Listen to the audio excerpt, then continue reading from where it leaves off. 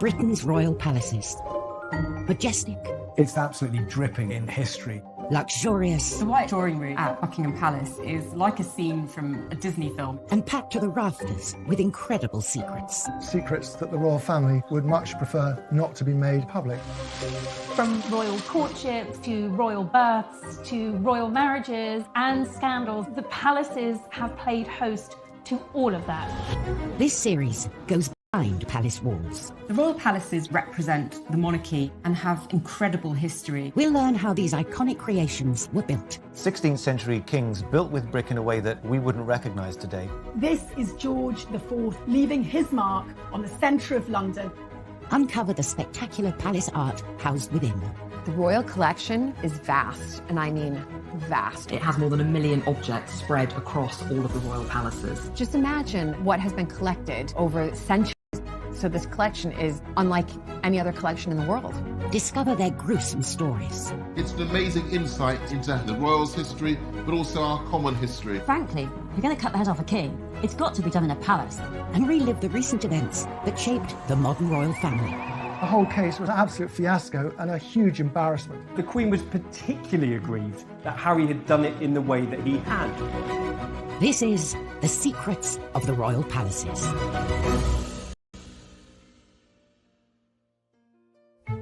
This time, we reveal the troubles behind the tribute to one of Kensington Palace's most famous residents. The sculptor has to please every single one of Princess Diana's billions of fans, but also 2 royal princes who are very used to having things done their own way. The epic story behind Windsor Castle's origins as we uncover its ancient kitchen secrets. The food that was made there has fed all kinds of illustrious figures from history. We discover hidden treasures inside a palace within a palace. I mean, this dollhouse, you actually wish that you were miniature so you could go live in it. Explore the mysteries of the strange Balmoral Pyramid. We don't really know who made it, where the materials came from. It just seems to have appeared. And reveal the shocking measures taken to protect a queen in palace isolation. If you break this 16th century lockdown, you will be killed on the gallows. The United Kingdom's royal palaces have a unique power to capture the imagination. Palaces are places where big events of state, big moments in our nation's history happen. And I suppose we've all grown up with this idea of castles and fairy tales and palaces, and you want to see inside the palace walls. So when you actually do get to go inside, it's really Kensington Palace and Holyrood. The buildings themselves are amazing. There's no other country which has this incredible catalogue of its history, of this astonishing institution. One royal residence alone attracts 1.65 million visitors a year. The granddaddy of them all, Windsor Castle. While it may not be called a palace, for over 900 years this fortress has been a home from home to Britain's royalty.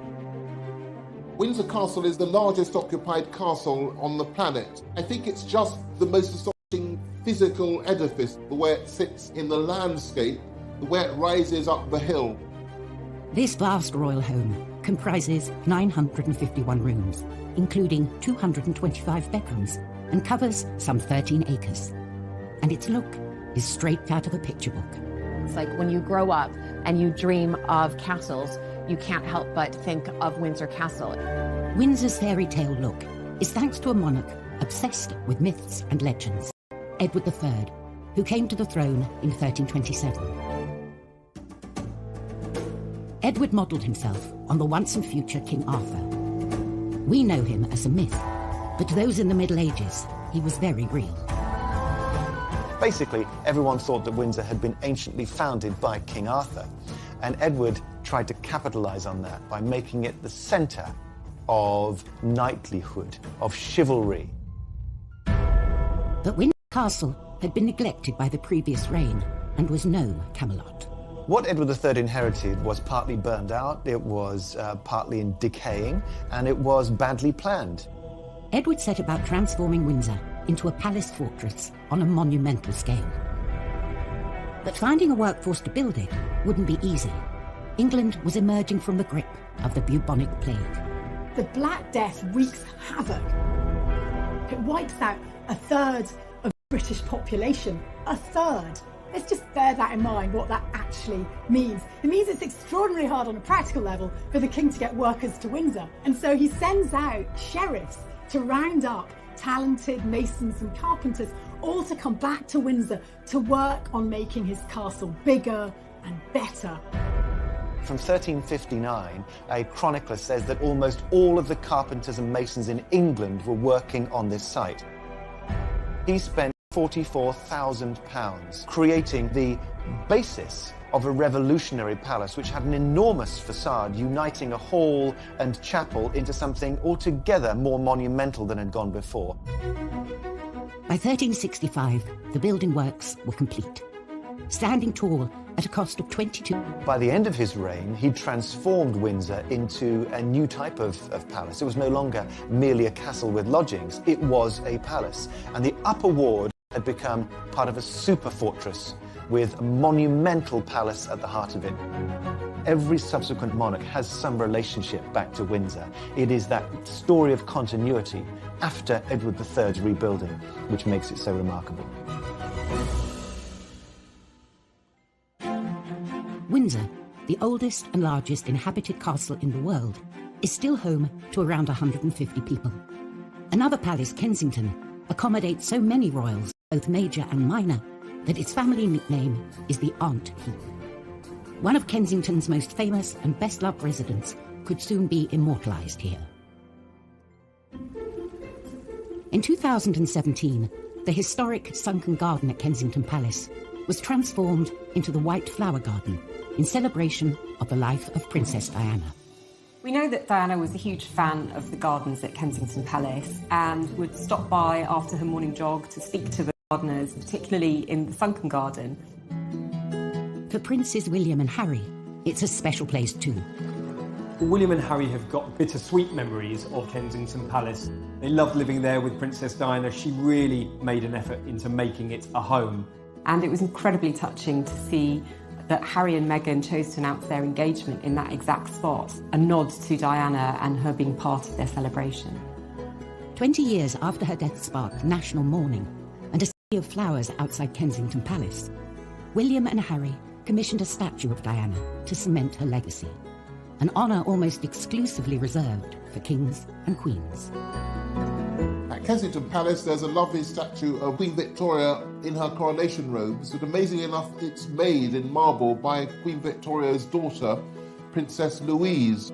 So if Diana does emerge there as a statue, she'll be in very distinguished company. Creating a fitting tribute to Princess Diana can be tricky to get right, as previous attempts demonstrate. There are some very, very bad Diana statues out there. They haven't really captured Princess Diana as I think the family would want her to be captured. Whether they're made from marble or marzipan, from the sublime to the ridiculous. There's a whole army of Diana statues in China.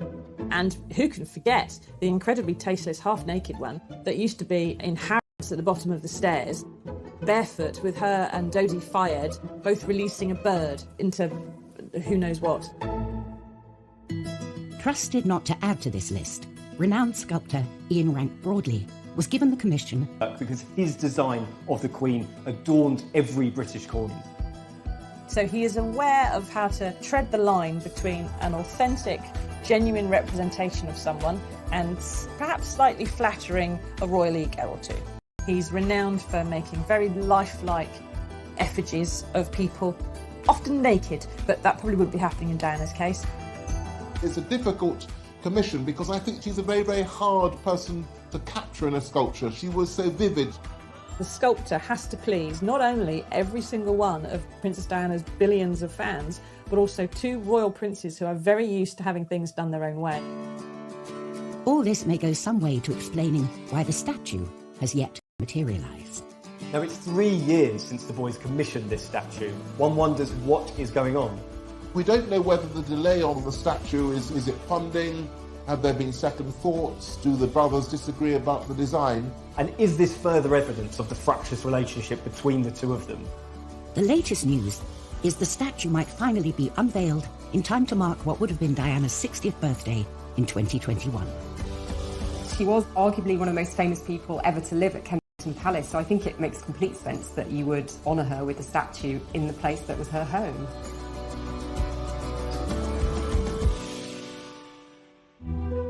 Coming up in Secrets of the Royal Palaces, palace doctors only make things worse for one unfortunate queen. She's sick, she's being treated with hot irons on the forehead, her feet are being baked, it's utterly torturous. And inside the infamous Sandringham Summit, what really happened? They wanted to keep it as private as possible. They didn't want anything being leaked to the press.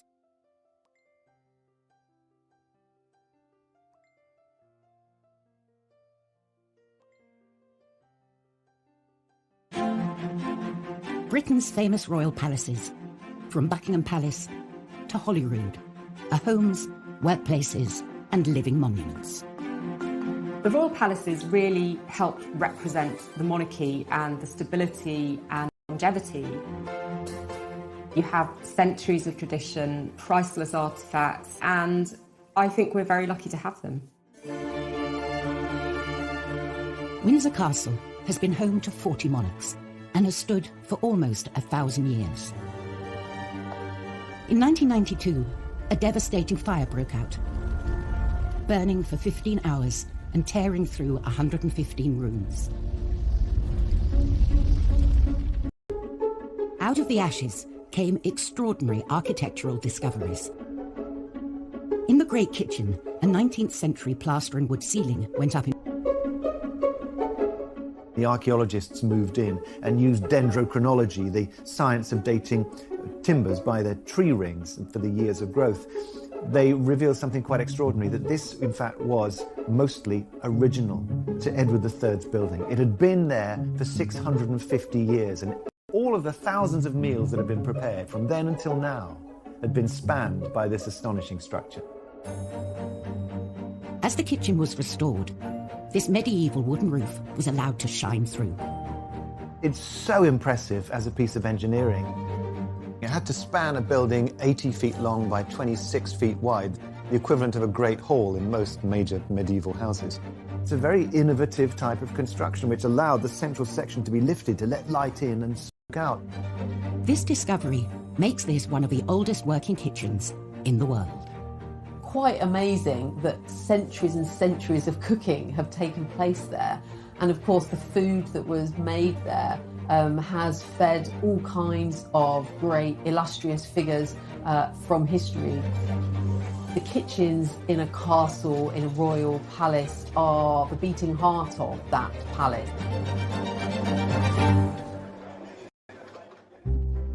The kitchen itself measures over 2,000 square feet, and throughout history, it's been surrounded by a warren of larders. The Great Kitchen was supported by the early 16th century up to around 19 kitchen offices. And these included things like the spicery, where you knew where things like cloves were, and saffron and cinnamon, if you could get it. And there were words strange to us today, like acatree, which is a place where you store hunted goods, where you'd hang birds, rabbits, for example.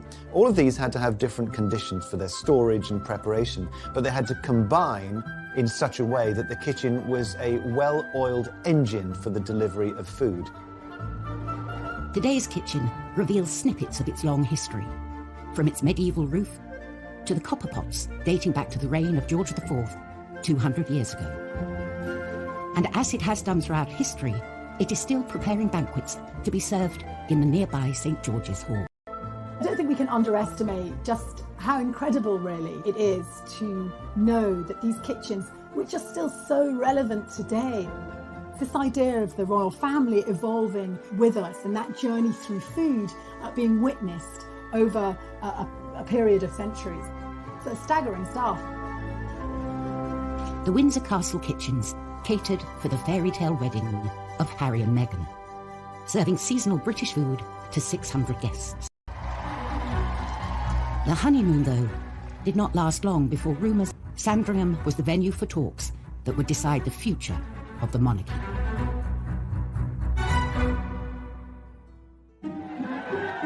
Christmas at Sandringham, the Queen's winter residence, is a royal tradition.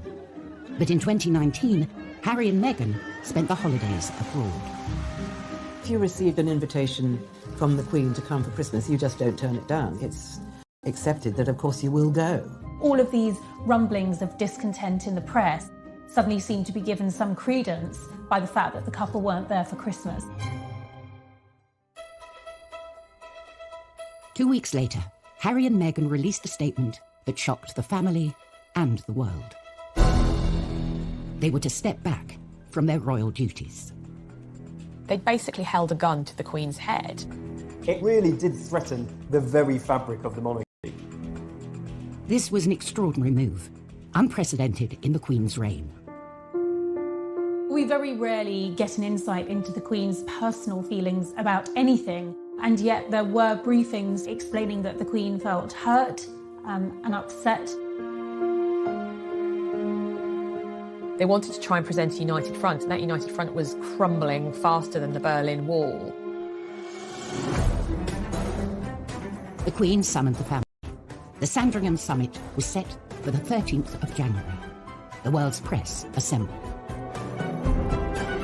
The Queen is known for being a cool and a calm head in a crisis, and I think certainly by holding the meeting at Sandringham, it was very much on her terms. The Sandringham summit was the Queen acting as grandmother first of all, and Queen second, I think, trying to bang their heads together and sort it out. There was a notable absentee. One person who wasn't in the room was Prince Philip, with a lot of people suggesting that he wasn't there because he was so angry that Harry had threatened the fabric of the family. He saw it as a dereliction of duty. Harry was a favourite of his. They had a very deep bond between them. He had taken Harry under his wing after Diana had been killed. Meghan was also conspicuous in her absence. She was in Canada and scheduled to dial in. But then certain aides started saying that there may have been a problem with the Wi-Fi in that particular room, which sounded like the perfect excuse for her not being on the call. Apparently, she did speak to Harry several times during the day, but she didn't take direct part in the meeting. The Queen wanted absolute privacy and chose the secluded Long Library, the location of her first televised Christmas address. Only a handful of key right-hand men and women. In fact, Harry had 2 private secretaries with him. Household staff, though, were banished. The Queen apparently instructed all of her staff to kind of keep to the other side of the house. They wanted to keep it as private as possible. They didn't want anything being leaked to the press. The summit was scheduled for 2 p.m, in between 2 other key events, lunch and afternoon tea. The Queen was acutely aware that tensions were running high. The Queen always pauses for tea at 5 o'clock, and I think it was probably quite a clever way of making sure that the meeting couldn't actually run over. Nothing stops the Queen from taking tea and her cucumber sandwiches. At last, the stage was set for talks to begin. I think the atmosphere was really quite tense. There had been a lot of discord, frayed tempers, high emotions. The Queen acted as proverbial peacemaker, really. William and Harry weren't speaking to each other. Well, they had to that day. She really was trying to find a way of accommodating what Meghan and Harry wanted. Harry said, well, we want to move to North America, but we want to keep all our charities and patronages and everything going here. And the Queen's senior advisors said, no, you can't have one foot in the royal family and one foot outside the royal family. That is not going to work. You have to decide. And so with some regret, Harry said, well, okay, we'll go then. This was Harry relinquishing his title, his military appointments, quitting the royal family for an independent life. For Harry, it was a bit of a shock because he discovered that it wasn't all going to be on his terms. After only 90 minutes, the summit was over, just in time for tea. And the royal family was forever changed. I know that the Queen was very saddened by the fact that they wanted out and they couldn't make it work to remain within the family. I'm sure William was devastated because he was saying goodbye to his brother, you know, his pal. It must have been utterly devastating. But Harry, I guess, had to do what he had to do. The Sandringham Summit was probably one of the most important meetings to have happened in the royal family.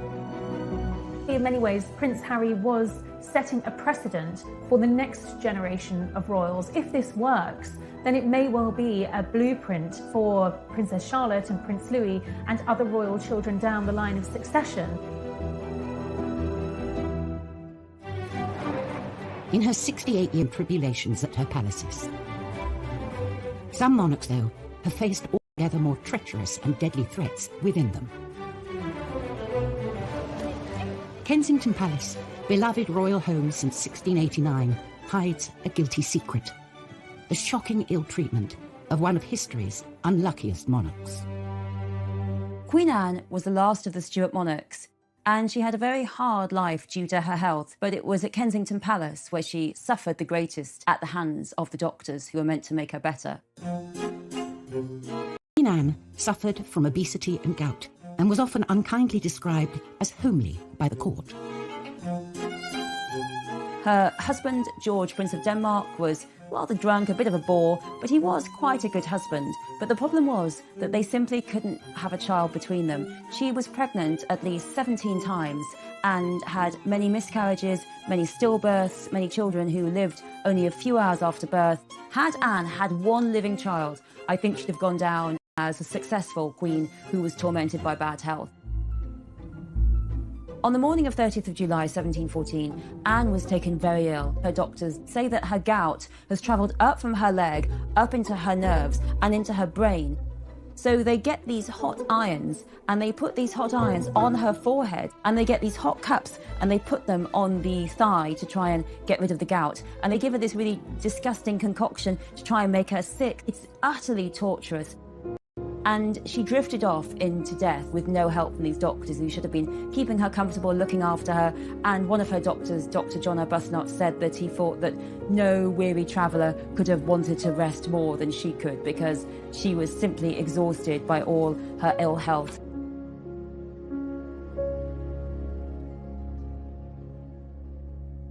Coming up on Secrets of the Royal Palaces, we reveal the luxuries inside the world's tiniest palace. There are bottles of wine and champagne that are actually filled with real wine and champagne. So just in terms of the miniature wine collection, it's probably worth a fortune. And the incredible story behind grieving Queen Victoria's monument to her lost love. To put the whole of Albert in gold was very extravagant and somewhat controversial.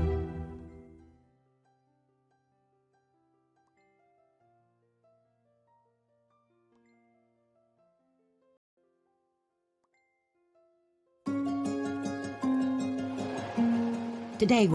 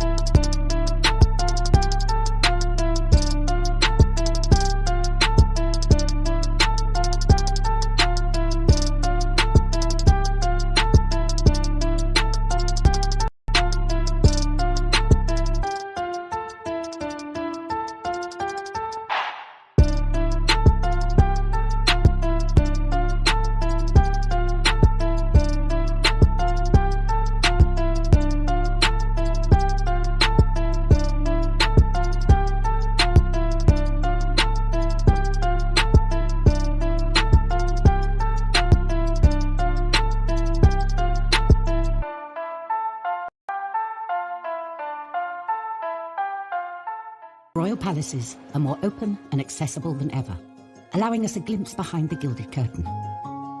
And every artifact tells a story. There are more than 1 million pieces in the royal collection. It's the largest private art collection in the world.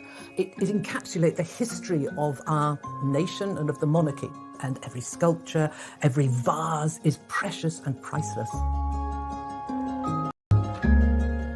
In Windsor Castle's collection, there's a perfect snapshot of royal life 100 years ago. Queen Mary's doll's house. This is one of the most popular, best-loved objects in the whole of the royal collection. It's a doll's house version of a palace. And that might sound like something for a child to play with, but this is absolutely not a toy.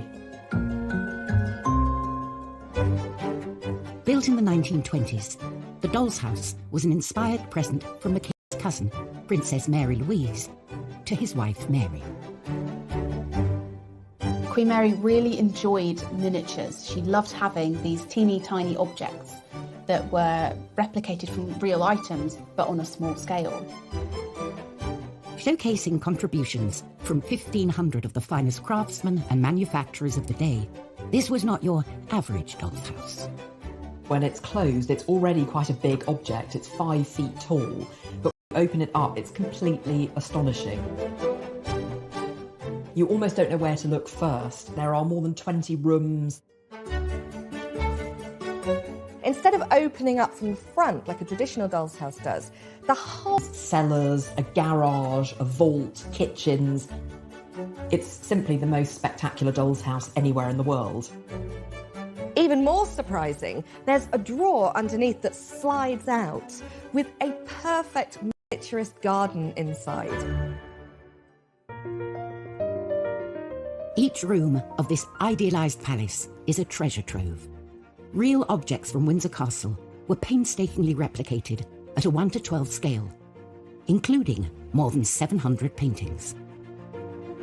Artists were sending in copies of paintings they knew were in the royal collection, but they're done on a 1/12 scale with all the skill you see in the original. Real jewellery makers and goldsmiths were actually employed to make this miniature version of the crown jewels. The library would be the envy of any book lover. There are over 500 miniature books in the library, and these include everything from the complete works of Shakespeare to the Bible. From chandeliers and intricate woven carpets to vinyl records to doorknobs, no detail was too small. The tiny palace boasted luxury facilities the average Brit could only dream of in their own home. And they really worked. Electricity was installed throughout the house, controlled by minuscule little light switches. There was even a working lift, and there were taps that had proper hot and cold running water. Astonishingly, even the cellar was the real deal, stocked with over 1,200 mini bottles. There are bottles of wine and champagne that are actually filled with real wine and champagne. They were selected according to vintage. So just in terms of the miniature wine collection, it's probably worth a fortune. All of the pieces that we know of today are still working, and it's carefully cared for at Windsor Castle, where it remains on display today. I mean, this dollhouse, you actually wish that you were miniature so you could go live in it. Being safely tucked away inside a real-life palace, like Windsor Castle, is certainly appealing. Even more so in times of crisis. And when mortal danger threatens, the royals pull up the proverbial drawbridge. March 2020. As a deadly infectious disease swept the country, it was announced the Queen would self-isolate inside Windsor Castle. A move that echoed her namesake, Elizabeth I, who was forced to do the same some 470 years earlier. Bubonic plague in England. It's been circulating around Europe, but this is a particularly virulent and cruel strain. Elizabeth has only just recovered from smallpox, and now there's a possibility that she could die of plague. It's a brutal, miserable death. London is seen as the eye of the storm. Elizabeth has all these lovely palaces like Greenwich, or places like Richmond and Hampton Court. She decides none of those are far enough from the plague. Elizabeth flees to Windsor Castle, and every attempt is made to protect her there. They set up a gallows in Windsor. And that gallows is for any Londoner who tries to flee from London and go to Windsor, because they are thought to be carrying the plague. There's no breaking this 16th century lockdown. And if you break this 16th century lockdown, you will be killed on the gallows. And this actually works well. Elizabeth doesn't catch the plague. She is protected. And when the plague itself has subsided and many, many people have died, she can emerge and be queen once more.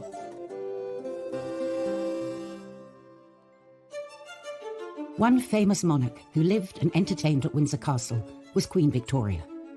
In 1861, her beloved Prince Albert died here and was buried in a specially built mausoleum. It was not Victoria's only memorial to him. A stone's throw from Kensington Palace, Victoria's childhood home, is a gleaming golden giant. It's very bright and golden and slightly gaudy. A monument to Victoria's love for her lost husband. The Albert Memorial is Britain's Taj Mahal. In the autumn of 1861, Prince Albert was diagnosed with typhoid and he died just a few days later. He was only 42 and, of course, Victoria was completely devastated. Thought soon turned to providing a suitable tribute for Albert. Apparently, Prince Albert left instructions that there should be no memorials to him whatsoever. So Queen Victoria obviously ignored that. This memorial would be far from humble. The Queen gave the commission to star architect of the day, George Gilbert Scott. George Gilbert Scott was a pioneer of the neo-Gothic movement. It was a really radical period of architecture and art, looking to the medieval past, to vaults and arches and those sorts of colours and sensations that you get inside a great cathedral. And his vision for Albert's memorial spared no expense.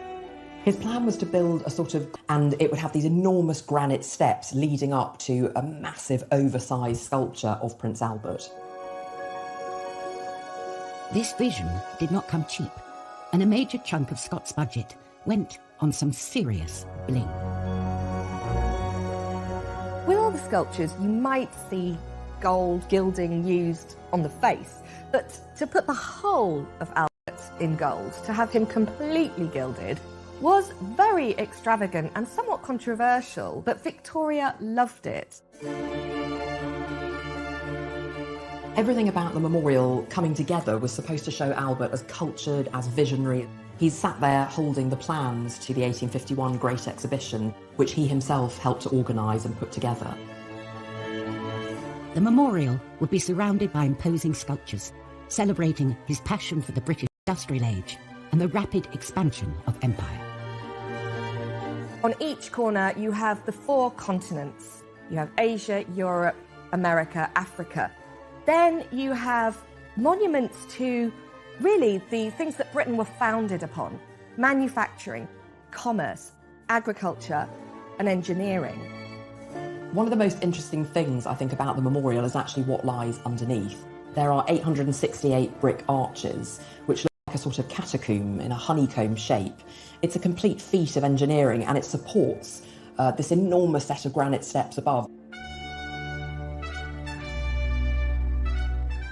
The Albert Memorial took 10 years to complete and was finally unveiled in 1872. Coming in at the eye-popping cost of £120,000, around £14 million today, paid for by the government and public fundraising. It's a really hugely ambitious memorial. It's about a vision outwards and forwards. But I love the fact that it's also, on another level, a really intimate gesture of the deep love and the lovesickness of Victoria after Albert's death. Still to come on Secrets of the Royal Palaces, the other Albert Memorial, we discover the mysterious Balmoral Pyramid. It is really not what you would expect to see in the middle of the Scottish Highlands. And we reveal the secret structures of the chapel at Windsor Castle. There are no mistakes in this building. There's absolute refinement in the way that the bases of the columns produce shafts that rise through the architecture, around the vaults, and then back again.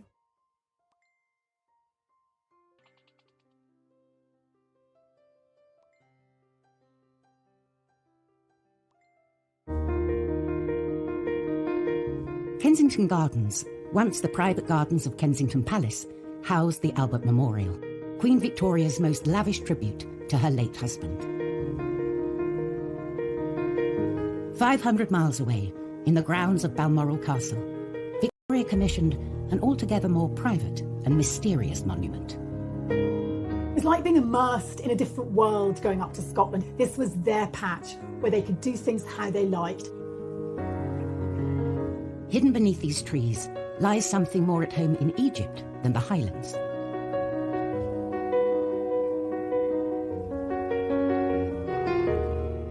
A stone pyramid, so strange and so puzzling, it still raises questions today. The mystery of the Balmoral Pyramid actually runs even deeper. We don't really know who made it, where the materials came from, when it was constructed exactly. It just seems to have appeared.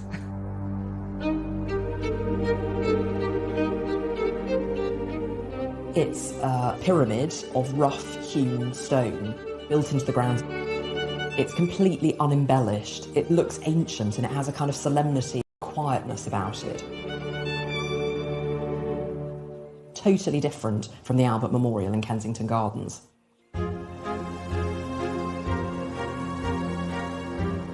The pyramid was built from granite in 1862, but other details are shrouded in mystery. We still don't know who built it or how. The inscription reads his broken-hearted widow, Victoria R., 21st of August, 1862. I think Albert would have loved the Balmoral Memorial, probably more than the Albert Memorial in London, because it's truer to this sense of his curiosity across time. The Balmoral Pyramid is apparently inspired by traditional cairns. Interestingly, this cairn isn't the only one on the estate at Balmoral. Cairns have been used to mark burial sites in Scotland since prehistoric times. Cairns have an ancient history. It's the idea of piling up stones one upon the other as a lasting memorial, and they have a particularly strong presence in Scotland. Victoria knew this. But Albert's cairn is one of a kind. The thing that's different about the Albert one is it is very smooth. Its simplicity and its symbolism is so powerful. I think just the fact that they're located away from everybody as a place where Victoria could privately remember her husband too, there's something very powerful about that. Victoria's preoccupation with the afterlife was not unusual. Religion and monarchy are inextricably linked. A royal chapel is as important to any palace as a banqueting hall or shiny gates. All royal chapels, though, were not created equal. Within the grounds of Windsor Castle stands an extraordinary building. It's the place where the royal family mark some of the most important moments in their lives. St George's Chapel, I mean, it's almost a joke that it's called a chapel. It's a thumping great building, and it's the first thing you see, literally, when you arrive. And it's one of the most stunning spaces within all the royal palaces. This is the kind of show-stopping piece in that fortified citadel. The chapel was the brainchild of Edward IV, a Yorkist king who seized the English throne during the War of the Roses. He'd won the crown, but he realised his palaces were missing something important. Edward IV had a big problem, because where was he to be buried? Where was his family to be buried? Westminster Abbey had been the traditional resting place of English monarchs, but it was filling up. Edward set about building a new royal burial site at Windsor. He wanted a place where he could ultimately be laid to rest, but importantly, his family, his dynasty could be commemorated. Edward died in 1483, and although he never saw St George's Chapel finished, he was the first to use it. There are no mistakes in this building. There's absolute refinement in the way that the bases of the columns produce shafts, rise through the architecture, around the vaults, and then back again. It is a work of utter refinement. It's heartbreaking in its beauty. When the stained glass glowed and when the paint was fresh, it must have been like a boiled sweet. St George's Chapel is now the burial site of 10 monarchs. For the Queen, it's a deeply personal site. Both her parents and her sister Margaret lie at rest here. But this building is more than a mausoleum. For over 500 years, it's been a place where the nation can share in the royal family's joy.